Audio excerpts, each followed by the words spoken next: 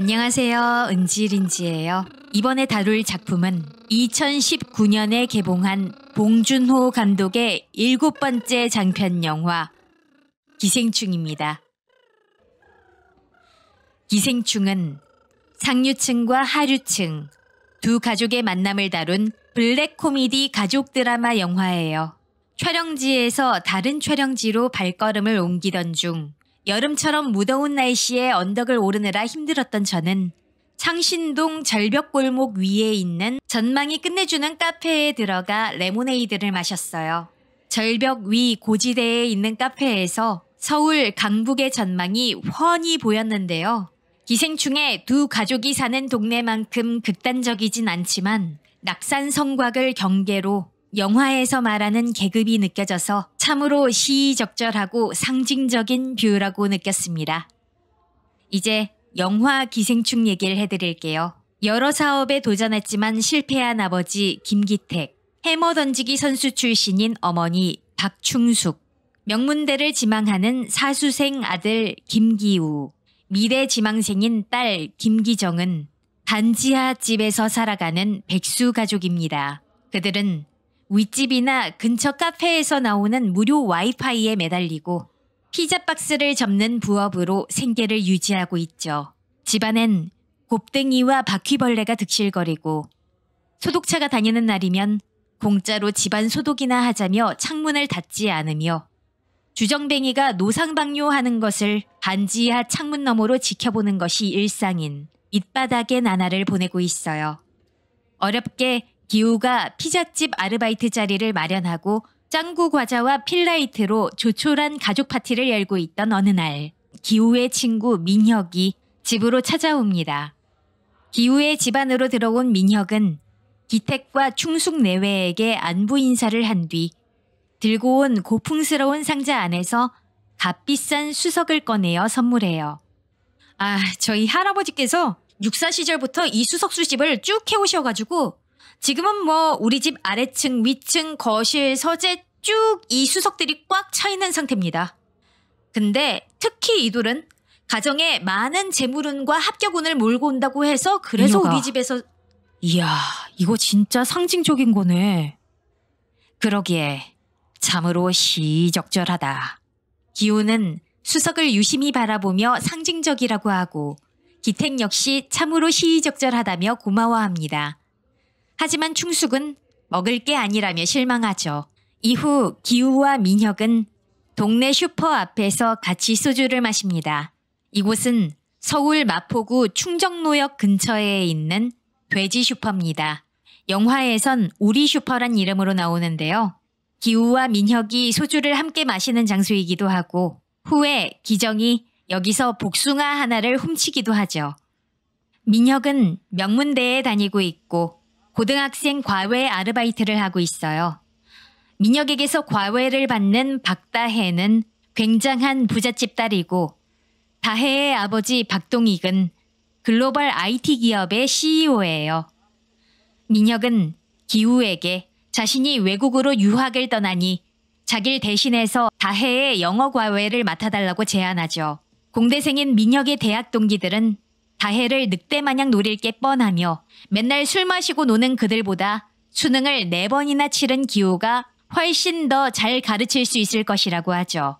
그 말에 기우도 수긍해요. 한편 기우가 너 다혜 좋아하냐고 묻자 민혁은 유학을 마치고 돌아오면 다혜도 대학생일 테니 그때 다혜에게 정식으로 사귀자고 할 거라고 대답해요. 대학을 다니고 있지 않는데 어떻게 대학생인 척을 하냐는 기우의 물음에 민혁은 그 집 사모님이 좀 심플해서 자기가 소개한 사람이라면 믿을 것이고 약간의 증명서류만 준비해두면 괜찮을 거란 말로 기우를 안심시켜요.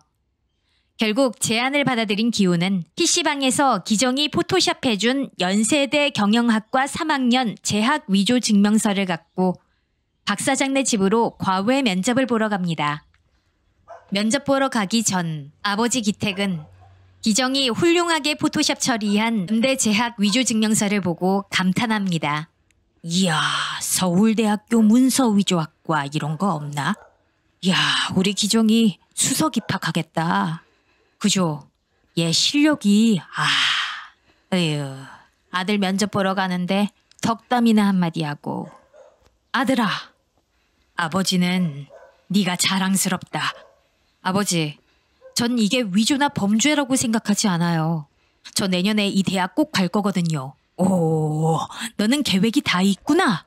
영화 속 박 사장의 저택은 전주에 있는 영화 종합 촬영소에서 세트로 제작했는데 촬영소 공터에 기생충 촬영만을 위해서 실제로 지었다고 해요. 여기는 기우가 과외 면접 가는 길에 나오는 성북구 고급 주택가예요. 큰 담쟁이 덩굴이 있는 집은 주한 터키 대사관저예요. 대사관저를 지키는 강아지가 인기척을 느끼고 맹렬하게 지저댔어요. 기우는 처음으로 박 사장네 집을 방문해요. 가정부인 국문광이 기우를 맞이하는데 과연 거대하고 아름다운 저택이었죠.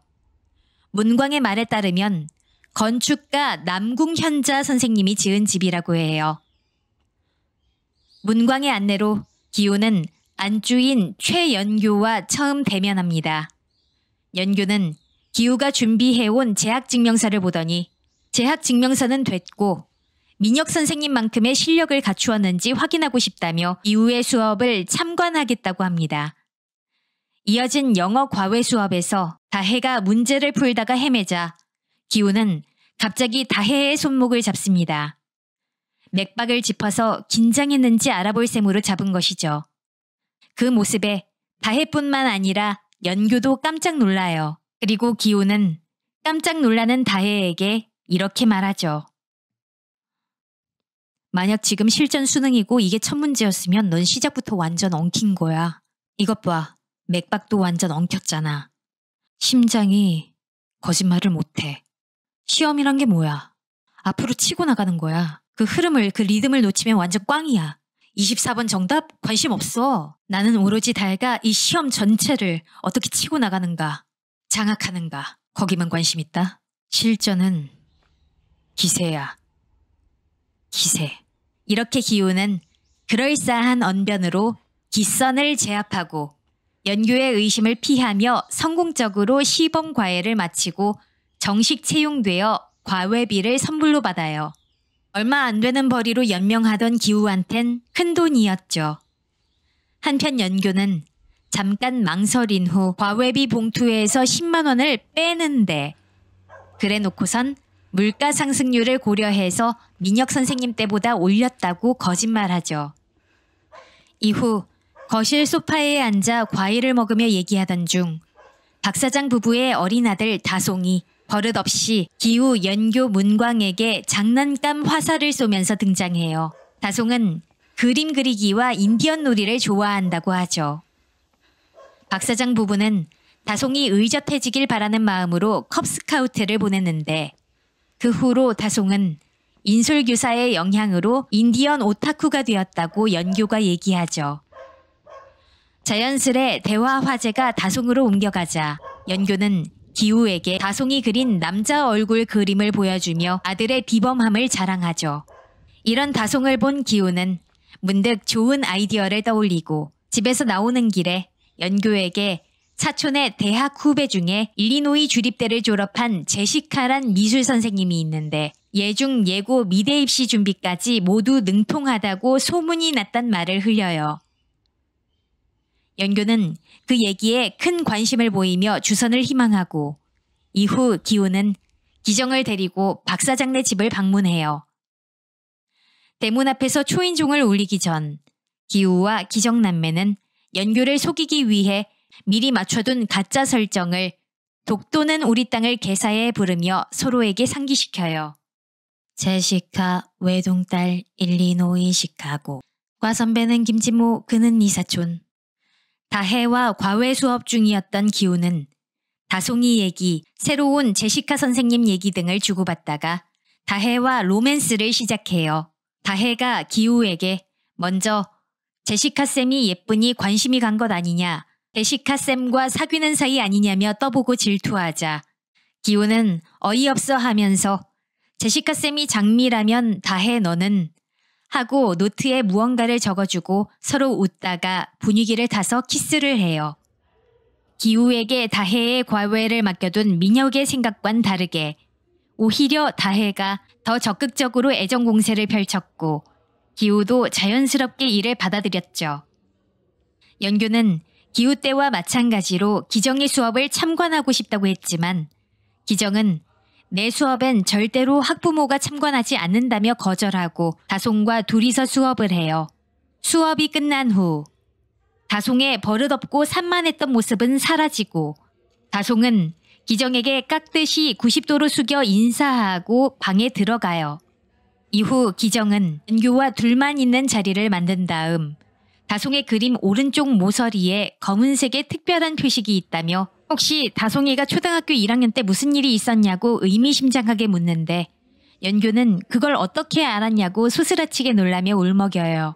그러자 기정은 이 기회를 놓치지 않고 연규에게 결정적인 말들을 해요. 이게 다 다송이 마음속의 블랙박스인 겁니다. 그 검은 상자를 저와 함께 열어보시겠어요, 어머니? 열고 싶습니다, 선생님. 그러면 월화목금 주 4회 2시간씩 수업 필요하고요. 이게 단순한 과외 수업이 아니고 미술치료 개념이잖아요. 그쵸? 그쵸. 그렇기 때문에 제 급여가 상당히 높은 수준으로 책정될 것 같은데 괜찮으시겠어요? 제가 더 감사하죠. 연규는 신뢰에 가득 찬 눈빛을 보내며 동의했고 결국 기정은 다송의 미술치료 과외 선생님으로 고용돼요. 이들이 얘기를 하던 중 이 저택의 가장인 박 사장과 그의 운전기사인 윤 기사가 집에 들어오는데요. 연규는 남편 박 사장에게 기정을 소개해주고 박 사장은 윤 기사에게 시간이 늦었으니 제시카 선생님을 집으로 데려다 주라고 해요. 박 사장 차 뒷좌석에 기정을 태우고 가던 윤 기사가 곧 비가 올 것 같으니 집 앞까지 데려다 주겠다고 끈질기게 재차 권하자 기정은 남자친구를 만나기로 했다며 단칼에 거절해요. 풀이 죽어 조용히 운전하고 있는 윤 기사를 뒤에서 지켜보던 기정은 문득 좋은 아이디어가 떠올랐다는 듯 묘한 표정을 짓더니 기사 몰래 자신의 팬티를 벗어 조수석 시트 밑에 숨겨놓아요. 며칠 후 박 사장은 퇴근길 자동차 뒷좌석 바닥에서 기정이 남기고 간 팬티를 발견하게 돼요. 그리고 집에 돌아와 이를 연규에게 보여주죠. 박 사장은 윤 기사가 하필 자기 차에서 그것도 자기 자리인 뒷좌석까지 넘어와서 성관계를 했다고 왜 자꾸 선을 넘는 걸까 하면서 화를 내고 매우 예민하게 반응해요. 그리고 아내 연규에게 이런 상스러운 이유를 입에 담으며 해고하는 건 우리의 수준까지 떨어지는 일이니 적당히 다른 이유를 둘러대서 윤 기사를 해고하라고 해요. 다송의 미술치료 과외를 마치고 내려오는 중에 이런 대화를 엿들은 기정은 못 들은 척하고 인사를 한 뒤 집을 나서요. 그리고 배웅 나온 연규가 제시카 선생님 기정에게 넌지시 말을 꺼내죠. 저기 선생님, 혹시 지난번 밤에 왜 윤 기사가 차로 태워다 준 날 있었잖아요? 아, 네. 그거 질문 자체가 좀 애매한데 그날 뭐 아무 일도 없었죠? 되게 친절하시던데요? 전 해화역까지 태워달라고 했는데 굳이 저희 집 대문 앞에 내려다 주시겠다고 고집을 피우시더라고요. 아이, 그 새끼가 밤늦게 집 앞까지 간 거야? 선생님 집 위치 노출? 아니요. 제가 해화역에서 내렸죠.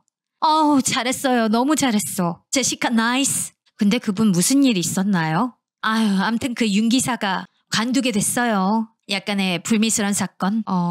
어떤 사건? 쌤 여기까지만 들으세요. 근데 의외네. 엄청 젠틀하고 쿨하시던데. 우리 제시카 아직 어려서 뭘 모르는구나. 순수해. 사람 많이 안 겪어봐서. 하긴 뭐 젊은 신세대 운전기사라고 우리가 한때 좋아라 했었지. 근데 기사님은 원래 나이 드신 분들이 좀 더 낫지 않나? 그렇긴 하죠. 아무래도 운전도 살살 하시고 또 점잖고. 저희 큰아빠 댁에서 일했던 기사님이 딱 그랬는데 김 기사님이라고. 점잖고 워낙에 푸근하셔서 저도 어릴 때부터 삼촌 하면서 따랐거든요. 그런 분이 계세요? 네, 성격 자체가 너무 온화하셔서. 근데 저희 큰아빠 근무지가 최근 시카고로 바뀌셔서 그분이 쉬고 계신 거 어떤가? 상당히 관심이 가는데? 만나뵐 수 있을까 혹시? 진짜? 내가 사람을 못 믿잖아. 잘 아는 사람 소개가 아니면 진짜로 못 믿겠어. 근데 이분은 제시카 쌤이 어릴 때부터 쭉 봤던 분이니까 얼마나 마음이 놓이냐고. 정말 만나보시겠어요? I'm deadly serious. 믿는 사람 소개로 연결. 그게 베스트인 것 같아요. 일종의 뭐랄까, 믿음의 벨트? 기정이 말한 그 운전기사는 역시나 아버지 기택이었죠. 그는 아들과 함께 메르세데스 벤츠 매장에 방문해 속성으로 차량 구조를 익힌 후 약속을 잡고 박 사장의 회사에 찾아가요. 그리고 박 사장이 회의 도중에 쉴 겸 기택의 운전 실력도 시험해 볼 겸 드라이브를 나가보는데 내비도 끄고 코너링을 할 때 박 사장이 들고 있던 머그잔 속 커피가 출렁이지도 않게 하는 등 박 사장의 마음에 쏙 들게 돼요. 결국 기택은 박 사장의 새로운 운전기사로 고용되었죠. 한편 기우는 다혜에게서 가정부 문광이 우리 집에서 10년을 일한 사람인데 복숭아 알레르기가 있다는 정보를 알게 되고 문광마저 쫓아내려는 계획을 세워요. 여기는 기훈의 가족이 계획을 세우는 장소로 나오는 피자 시대로 등장한 피자집 노량진의 스카이 피자예요. 외벽 인테리어가 영화 속 피자 시대처럼 꾸며져 있고 가게 안에도 여자 사장님과 봉준호 감독이 함께 찍은 사진, 봉준호 감독의 사인, 피자 시대의 피자 박스 등이 놓여 있어요. 영화 초반부 기택 가족이 피자 박스 접기 부업을 하고 기우가 잠시 취직한 곳이기도 하죠. 제가 방문한 어제는 인자한 남자 사장님이 계셨는데요. 사장님이 엄청 친절하게 잘 챙겨주시고 갓 구운 따끈한 피자도 참 맛있었어요. 기우처럼 핫소스를 피자 위에 쭉 뿌려봤는데요. 영화 속 핫소스는 선혈처럼 새빨간색의 작은 봉지 봉투에 담긴 핫소스고 여기 스카이 피자의 사장님이 주신 핫소스는 유명한 타바스코 핫소스라 색이 묽고 연했어요. 대신 맛은 타바스코가 맛있죠. 기우가 과외를 위해 박 사장의 집안에 있을 때 미리 모아둔 복숭아 털가루를 문광 주위를 지나면서 몰래 뿌려 알레르기 반응을 유발시키고 이로 인해 병원에 간 문광을 기택이 옆에서 몰래 사진을 찍은 뒤 연교에게 보이면서 문광이 결핵에 걸렸다고 믿게 만들어요. 기택이 연교를 태우고 3분 뒤 도착이라고 문자를 보내자 이번엔 기정이 복숭아 털가루를 문광에게 뿌리고 문광이 기침을 하며 괴로워하는 타이밍에 맞춰 집에 돌아온 연교가 그 장면을 목격하게 합니다. 그리고 문광이 기침을 하며 버린 쓰레기통의 휴지에 기택이 피자 핫소스를 뿌려 피를 토한 것처럼 보이게 하죠. 역시나 제가 먹은 핫소스는 타바스코라 피처럼 보이진 않고 피가 섞인 정도로만 보이네요. 기택은 계획의 성공을 위해서 연규는 남편 박 사장이 지금껏 결핵 환자에게 집안일을 맡겼냐며 화내는 상황을 두려워해서 문광의 해고 사유를 비밀에 붙이기로 합의해요. 아무튼 그렇게 문광마저 박 사장의 집에서 해고당합니다. 해고당한 문광은 쓸쓸하게 언덕을 내려가면서 박 사장 저택을 바라보고는 한숨을 쉬어요. 기택이 운전하는 차를 타고 퇴근하던 박 사장은 아내는 집안일에 소질이 없어서 곧 집안 살림이 망가질 것이라며 흉을 봐요. 여기서 기택이 박 사장에게 그래도 사랑하시죠? 란 명대사 질문을 던지는데 박 사장은 운전기사가 사적인 영역에 대해 질문하는 게 불쾌한지 표정이 순간 일그러진 뒤 싸늘하게 웃으며 그렇다고 답해요. 이어서 기택은 얼른 가정부를 구해야겠다며 박 사장에게 베테랑 운전기사나 가정부 같은 전문 인력을 공급하는 업체라며 명함을 건네줍니다. 더케어란 업체의 명함인데 아마 포토샵을 잘하는 기정이 만들었을 거예요. 얼마 후 연교는 이 명함을 통해 어머니 충숙을 새로운 가정부로 고용해요. 이렇게 온 가족이 박 사장네를 속이고 박 사장네 집안에 고용돼요. 말 그대로 가족 사기단이 집안을 휘젓고 다니게 된 거죠. 그러던 어느 날 다송이 또 버릇없이 수업 도중에 뛰쳐나가 기택과 충숙의 냄새를 맡은 뒤 제시카 쌤까지 3명 냄새가 똑같다고 하며 어른들을 당황시키는데 박 사장 부부는 대수롭지 않게 넘겨요. 이후 기택 가족은 집에 돌아와 저녁을 먹으면서 비누를 각자 다른 걸 쓰고 빨래도 따로 해야 하는 게 아니냐고 하지만 기정은 그보다 반지하 냄새 자체가 문제라고 말해요. 신부는 옷차림과 말 같은 외적인 모습으로 포장하거나 속일 수 있어도 냄새를 통해 드러난 본질은 숨길 수 없다는 계층 간 보이지 않는 벽을 드러내는 장면이죠. 다송의 생일을 맞아 박 사장네 가족은 다 같이 캠핑을 떠나요. 박 사장 가족이 집을 비운 사이에 기택네 가족은 박 사장의 저택을 제 집인 양 들어앉아 쓰게 돼요. 기우는 집 앞 정원에 누워 다혜의 일기장을 읽으며 여유를 즐기고 기정은 고급 수입 생수를 마시며 욕조에서 TV를 보면서 목욕을 해요. 그리고 충숙은 선수 시절 마냥 해머 던지기를 즐겨요. 밤에는 저택에 있던 고급 양주를 털어 술판을 벌이고 비오는 잔디밭을 바라보며 저택의 분위기를 만끽하죠. 기호는 과거 민혁이 말했던 것처럼 다혜가 대학에 입학하면 정식으로 고백하겠다고 얘기해요. 기택네 가족은 만약 다혜와 결혼한다면 우린 사돈집에서 일하고 있는 거 아니냐고 김칫국을 마시며 너스레를 떨죠. 근데 연기력도 연기력이지만 이 집 식구들이 참 잘 속아. 사모님이 특히 좀 거시기 하지. 맞아. 사모님이 참 순진해. 착하고. 부자인데 착하다니까. 부자인데 착해가 아니라 부자니까 착한 거지. 뭔 소린지 알아? 솔직히 이 돈이 다 나한테 있었어 봐. 나는 더 착하지. 착해. 그건 그래. 네 엄마 말이 맞아. 부자들이 원래 순진해. 꼬인 게 없고. 부잣집은 또 애들이 구김살이 없어. 대림이야 대림이. 본이 대림이라고. 구김살을 쭉 펴줘. 이어서 기택은 자신들이 쫓아낸 윤기사 걱정을 하는데 기정은 우리나 신경 써달라고 주사를 부려요. 그러다 충숙이 기택에게 박 사장 가족이 갑자기 집에 돌아오면 바퀴벌레처럼 재빨리 숨지 않겠냐고 말하자 자존심이 상한 기택은 표정이 일그러지고 역정을 내며 상을 쓸어엎고 충숙의 멱살을 잡는데 분위기가 험악해지려 하자 장난이었다고 웃어넘겨요. 그러던 중 천둥번개가 치고 비가 거세지더니 갑자기 뜬금없이 초인종이 울려요. 이 장면을 기준으로 영화 상영 시간이 정확히 반반으로 나뉘어요. 그 전까진 단순한 블랙 코미디에 가깝던 영화는 본격적인 공포 스릴러로 전환되죠. 초인종 소리를 들은 충숙이 본 인터폰 화면엔 예전에 쫓겨났던 가정부 문광이 서 있는 화면이 떠 있어요. 초반부에 단정하던 모습은 사라지고 비에 흠뻑 젖은 채 시야가 흐려진 안경을 끼고서 초점이 묘하게 어긋난 눈빛이었죠. 처음엔 무시하려고 했지만 계속 울리는 벨소리에 충숙은 응답을 해요. 누구세요? 어머, 안녕하세요. 저는 저기 사모님은 안 계시죠? 저 여기서 아주 오래 일했던 사람이에요. 지금 보고 계시는 모니터 위에 강아지 3마리 사진 붙어있죠? 그죠? 아니, 알겠는데 뭐 때문에 그러시지 이 시간에? 제 후임으로 오신 아줌마다. 맞죠? 암튼 앞늦은 시간에 정말 대단히 죄송합니다. 다른 건 아니고요. 저희 부엌 지하실에 제 물건을 깜빡 놔두고 온 게 있어가지고요.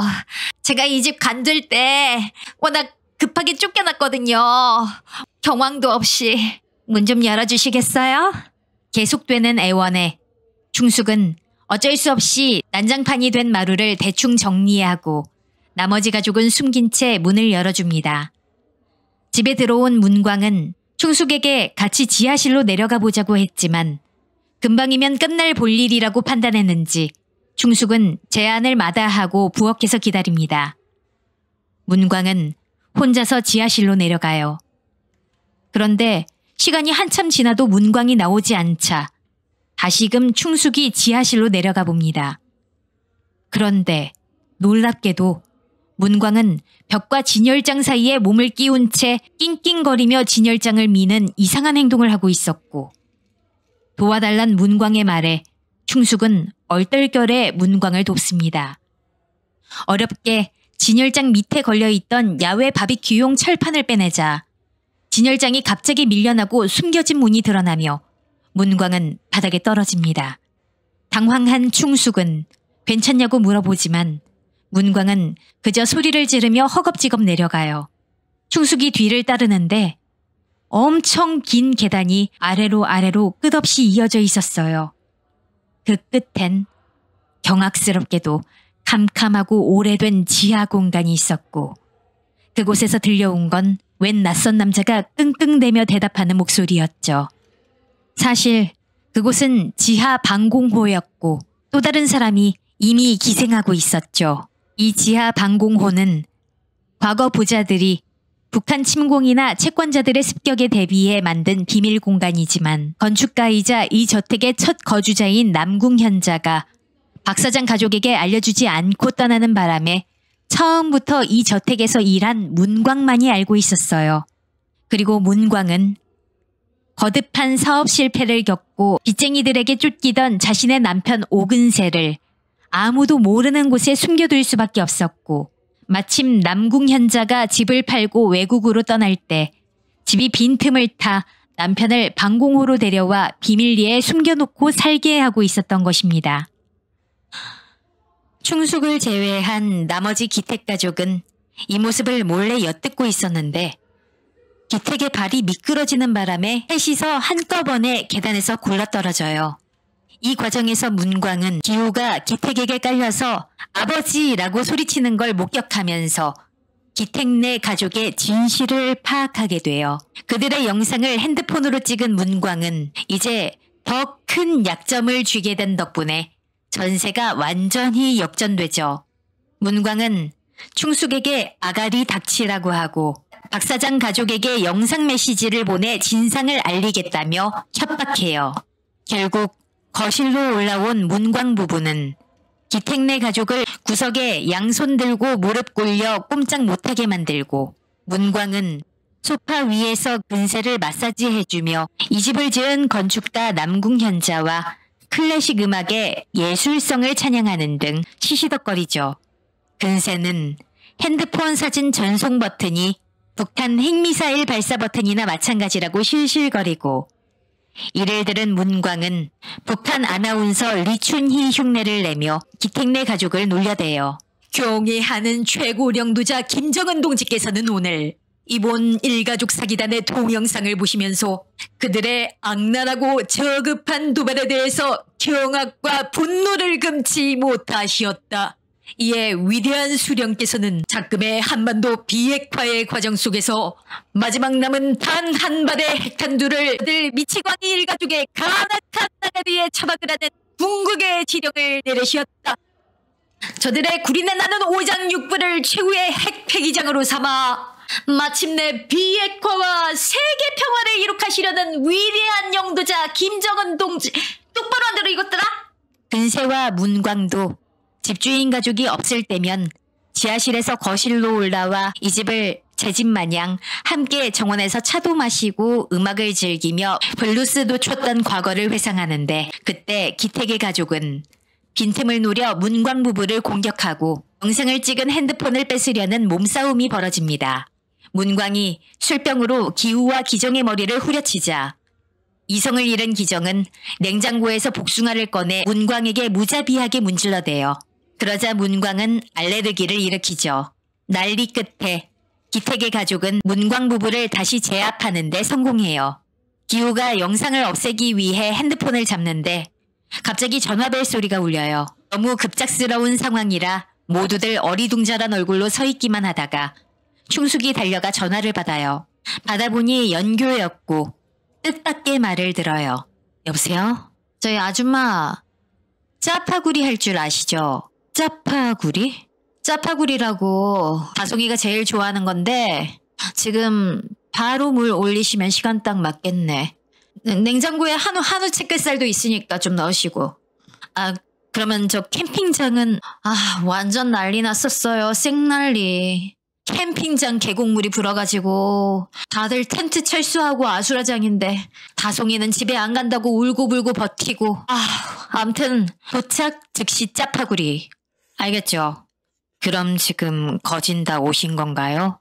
8분 후 도착으로 나오는 내비에는 8분 후 도착.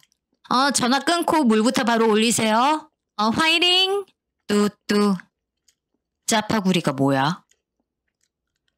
충숙은 번개같이 짜파구리를 만들기 시작하고 동시에 기우와 기정은 탁자 위에 남아있던 널브러진 쓰레기를 테이블과 소파 밑으로 밀어넣습니다.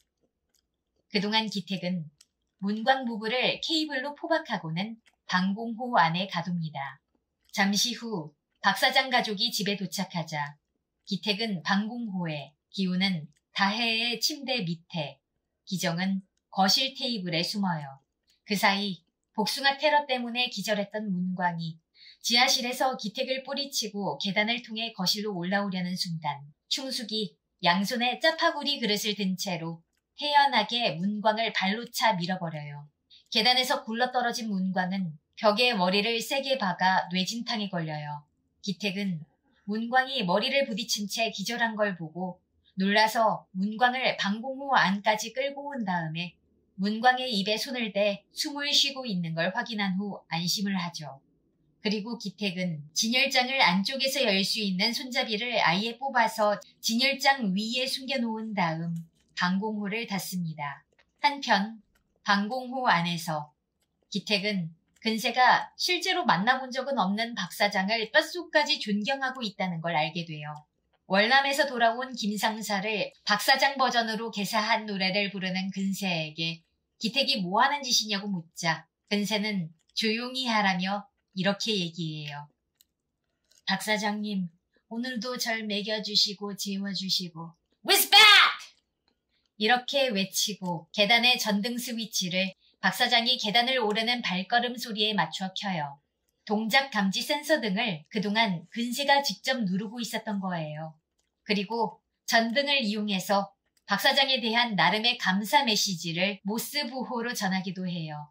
기택은 그런 근세를 묶으면서 입에다 재갈을 물려요. 전 채끝살 짜파구리를 끓이려고 정육점에 갔는데 채끝살이 진짜 비싼 거예요. 그래서 채끝살보단 비교적 저렴하면서 지방이 적어 보이는 치맛살을 샀어요. 그리고 제가 간 편의점엔 매운맛 짜파구리 컵밖에 없어서 사천 짜파게티를 샀어요.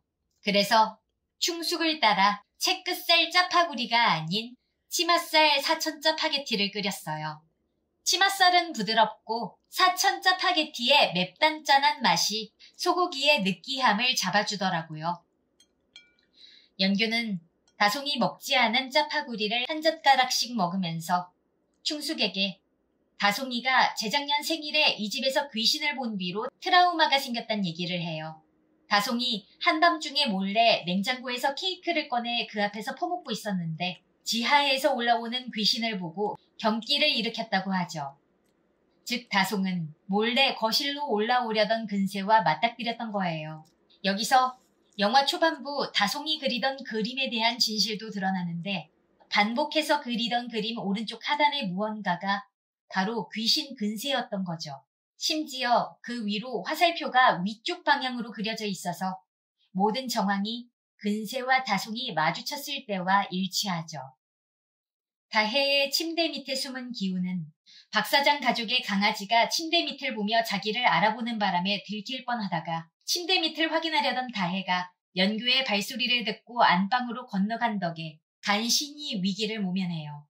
박 사장 가족이 모두 자러 2층 방으로 올라간 사이 기택, 기우, 기정은 거실을 지나 밖으로 나가려고 하는데 다송과 박 사장 부부가 갑자기 내려오는 바람에 셋은 황급히 거실 테이블 밑으로 숨어요. 다송은 잠이 오지 않는다며 비가 내리는 정원에 인디언 텐트를 세우고 박 사장과 장난감 무전기로 상황극을 해요.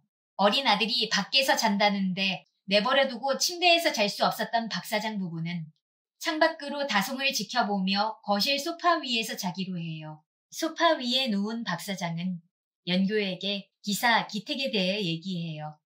가만히 있어봐. 응? 야, 어디서 그 냄새가 나는데? 아, 뭔 냄새? 김 기사님 스멜. 김 기사? 난 잘 모르겠는데. 진짜? 당신도 알 텐데. 은은하게 차 안에 퍼지는 냄새인데 뭐라고 해야 되냐 그거. 노인 냄새. 아니야 그런 거 아니야. 그 뭐야 그거. 아, 그 오래된 무말랭이 냄새? 아니다. 그 행주 삶을 때 나는 냄새?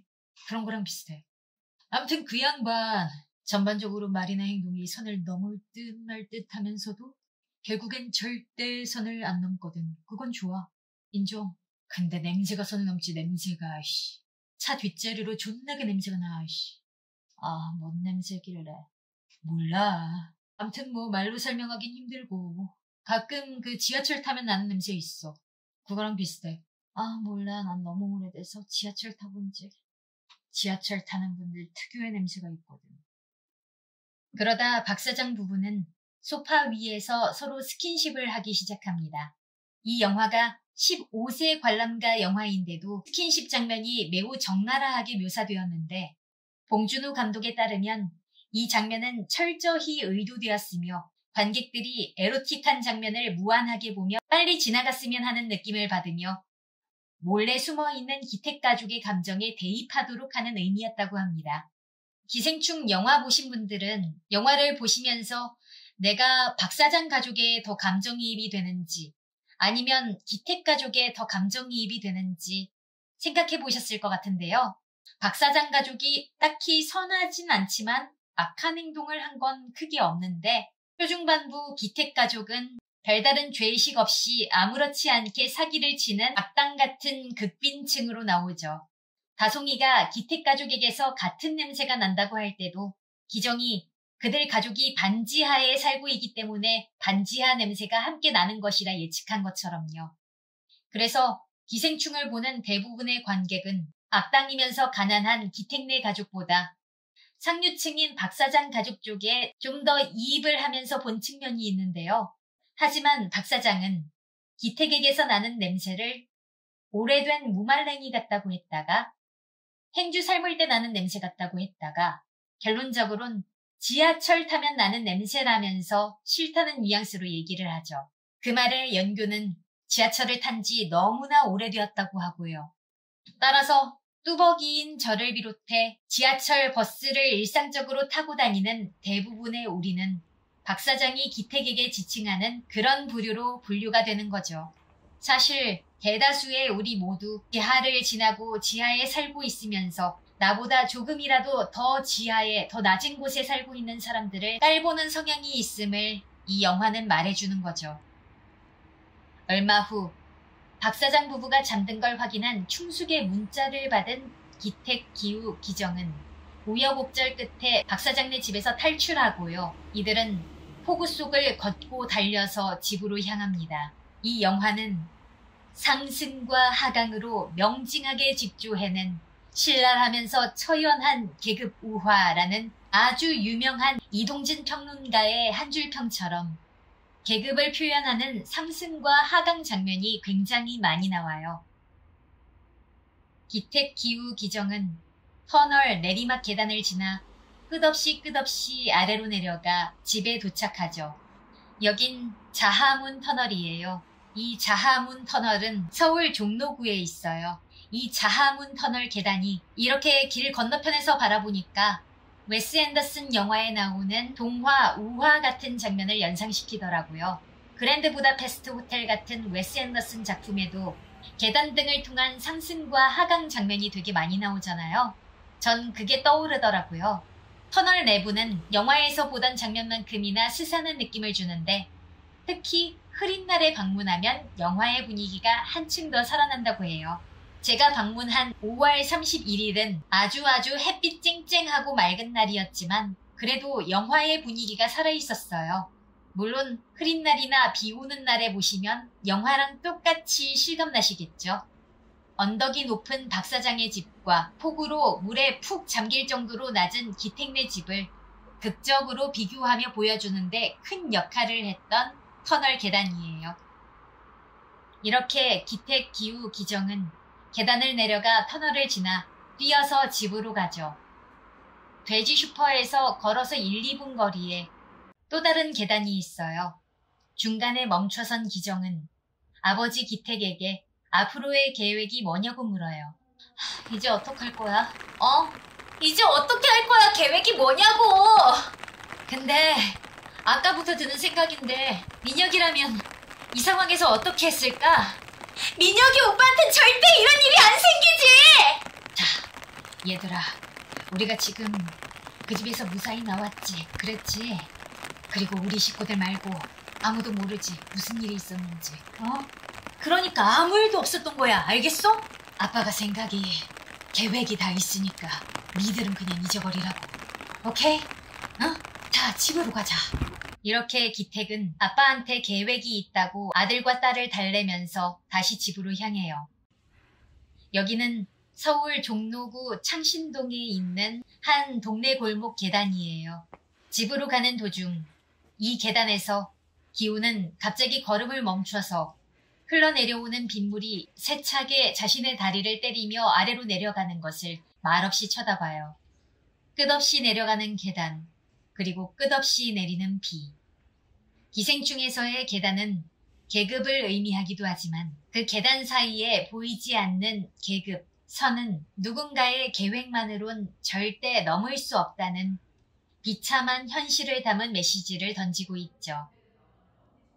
집에 거의 당도해보니 홍수가 나서 기택, 기우, 기정은 동네는 물론이고 자신들의 반지하 집까지 침수된 것을 보게 됩니다. 의전 때문에 창틀에 전기가 흘러 창문도 닫지 못하고 깜빡이는 형광등불에 의지해서 급하게 집에서 필요한 물건들을 챙겨요. 기택은 아내 충숙의 해머 던지기 대회 메달을, 기정은 똥물이 역류해 솟구치는 변기를 뚜껑으로 닫아서 막은 다음 화장실 천장에 숨겨둔 담배와 비상금을 챙깁니다. 저는 개인적으로 이 장면이 가장 인상 깊고 더러우면서도 역설적으로 아름다운 장면이라 생각해요. 물이 가득 넘쳐 흐르는 반지하방과 그 반지하방에서 가장 높은 곳에 위치해 있는 변기, 변기에서 화산 폭발처럼 솟구치는 똥물, 변기 뚜껑 위에 올라가 그 위에서 담배를 피우는 기정의 모습, 인간에게 현실적으로 닥칠 수 있는 가장 끔찍하고 무서운 재앙이 이 장면 안에 담긴 것 같았어요. 이 와중에 기우는 민혁이 준 수석이 물속에서 가만히 떠오르는 것을 보더니 수석을 챙겨서 나갑니다. 봉준호 감독이 밝히기로 수석이 물 위로 떠오르는 것은 사실이 아닌 기우의 환상이라고 해요. 이를 통해 기우 자신의 결심을 확고히 하게 만드는 결과를 낳게 돼요. 이후에 기우는 기택에게 수석이 자신에게 달라붙는다고 말해요. 세 사람은 이후 체육관에 수재민을 위해 설치된 긴급 대피소에서 잠을 자게 돼요. 아버지, 아까 그 계획이 뭐예요? 뭔 소리야? 아까 그 계획이 있다고 하셨잖아요. 어떡하실 거예요, 거기? 지하실. 절대 실패하지 않는 계획이 뭔 줄 아니? 무계획이야, 무계획. 노 플랜. 왜냐? 계획을 하면 반드시 계획대로 안 되거든, 인생이. 여기도 봐봐. 이 많은 사람들이 오늘 체육관에서 잠을 잡시다 계획을 했었겠냐? 근데 지금 봐. 다 같이 마룻바닥에서 처자고 있잖아. 우리도 그렇고. 그러니까 계획이 없어야 돼, 사람은. 계획이 없으니까 뭐가 잘못될 일도 없고, 애초부터 계획이 없으니까 뭐가 터져도 상관없는 거야. 사람을 죽이건 나라를 팔아먹건 시발 다 상관없다 이 말이지. 알겠어? 아버지, 죄송해요. 돌은 왜 그렇게 껴안고 있냐? 이거요? 얘가 자꾸 나한테 달라붙는 거예요. 영화 초반, 기우가 위조 제약증명서를 챙길 때 기택은 너는 계획이 다 있구나 라고 말하는데 이것도 기택은 평소 계획 없이 산다는 걸 보여줬던 복선이라고 해요. 아버지에게 죄송하다 책임을 지겠다 말한 기우의 눈에 눈물이 살짝 고여 있어요.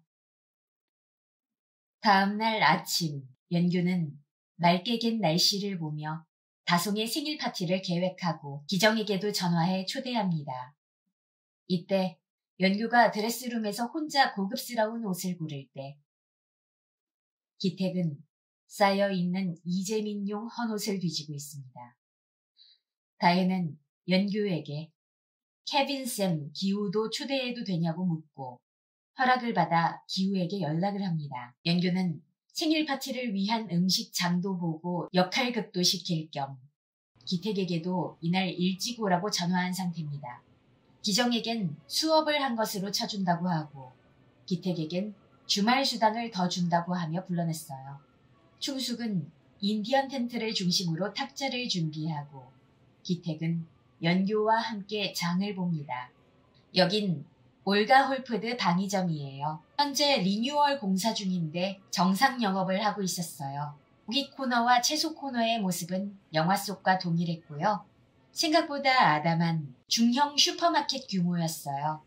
진열되어 있는 공산품들도 유기농 위주의 소수의 제품들만 진열돼 있었고요.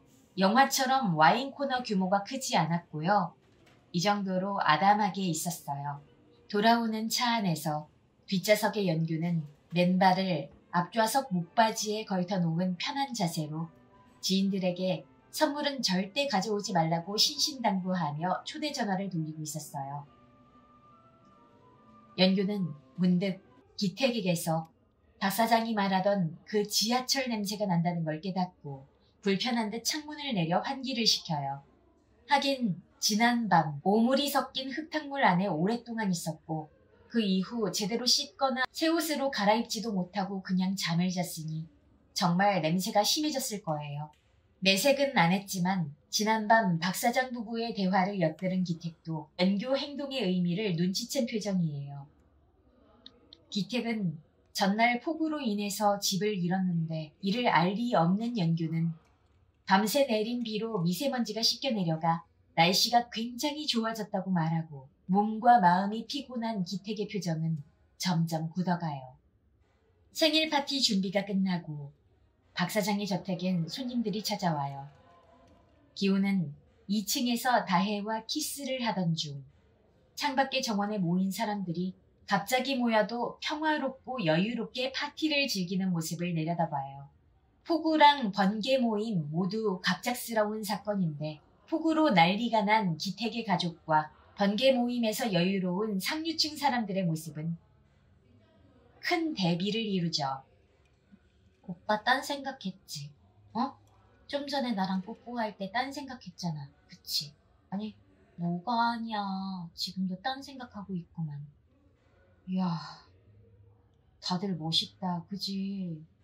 이렇게 금방 모였는데도 다들 쿨하고 되게 자연스럽네. 다혜야, 응? 나 잘 어울려? 뭐가? 잘 어울리냐고, 여기. 응. 기우는 문득 다혜에게 내가 이곳과 어울리냐고 묻고 그리고는 해야 할 일이 있다며 가방에서 수석을 꺼내듭니다. 다혜는 재미도 없는 저 밑에 왜 내려가냐고 묻는데 기우는 더 밑으로 간다고 합니다. 1년의 절정, 커다란 사건을 겪은 후 시간이 지나 기우는 처음 피자 상자를 접었던 피자 시대 아르바이트를 하며 생계를 근근히 꾸려나가고 있어요. 여긴 서울 서대문구 북아현동의 한 동네 계단이에요. 기우가 피자 시대 전단지 알바를 하면서 이 계단을 내려오는데 뒤에서 어떤 사람이 내려오다가 발을 헛디뎌 넘어지는 장면이 나와요. 이 넘어진 사람은 기우가 가족의 행방을 알고 있을 거라고 의심한 형사 한 명이에요. 네, 이렇게 기생충의 일부 줄거리와 명장면, 명대사 만나보셨어요. 영화 기생충은 영화 전문가 및 마니아층에서 빈부격차가 가져오는 희비극적 갈등에 관한 메시지를 담아낸 디테일한 촬영, 미술 등 미장센과 잘 짜인 각본이 호평을 받고 있습니다. 2019년 칸 영화제에서 황금종려상을 수상했고 2020년 제92회 미국 아카데미 시상식 작품상, 감독상, 각본상, 국제장편영화상 등 해외 최고의 클래스를 자랑하는 영화제에서 주요 부문들을 수상했어요. 그리고 역대 칸 황금종려상 수상작 중 흥행 2위를 차지했고 한국 영화 역대 매출액 1위를 달성했습니다. 그만큼 예술성과 상업성에서 최고의 인정을 받은 작품이죠. 전 이번에 주요 촬영지를 전부 다녀왔는데요. 제가 주요 촬영지들을 다녀오면서 체감한 건 최상류 부유층과 극빈층 두 계층 다 굉장히 높은 고지대에 살고 있다는 점이었죠. 노량진에 있던 스카이피자를 제외하고 박 사장이 사는 성북동과 기택가족이 드나들던 동네 모두 높은 지대에 있었어요. 뚜벅이로 버스 타고 지하철 타고 다니면서 굉장히 험난한 언덕을 많이 올라서 다리 근육이 좀 많이 생긴 것 같아요. 그만큼 최상류층들은 다른 계급보다 높은 곳에 운전기사가 모는 차를 끌고 언덕을 수월하게 올라가고, 빈곤한 부류는 평평한 평야에 살고 싶어도 산동네 판자촌 또는 가장 낮은 반지하를 벗어나기 힘든 거겠죠. 이렇게 자본주의의 계급사회를 처절하게 다루면서도 중반부까지 블랙 유머가 쉬지 않고 터지는 작품성과 오락성을 가득 채운 정말 재미난 작품이 바로 기생충이에요. 송강호, 이선균, 조여정, 이정은 등 좋은 배우들의 훌륭한 연기도 너무나 인상 깊었고요. 저도 이번에 기생충을 4번째로 보았는데요. 다시 볼 때마다 더 많은 것들이 보이고 시각적으로 색다른 재미를 계속해서 찾아낼 수 있는 그런 멋진 영화였어요. 영화 기생충. 국적을 막론하고 자본주의 속의 웃픈 현실을 즐겁게 또는 소름 끼치게 느끼고 싶은 분들께 모두 추천드립니다. 저는 다음에 또 다른 이야기와 장소로 여러분 만나 뵐게요. 지금까지 시청해주신 분들 감사드리고요. 구독과 좋아요는 영상 제작에 큰 힘이 됩니다. 문화순례자 은지린지였습니다. 감사합니다.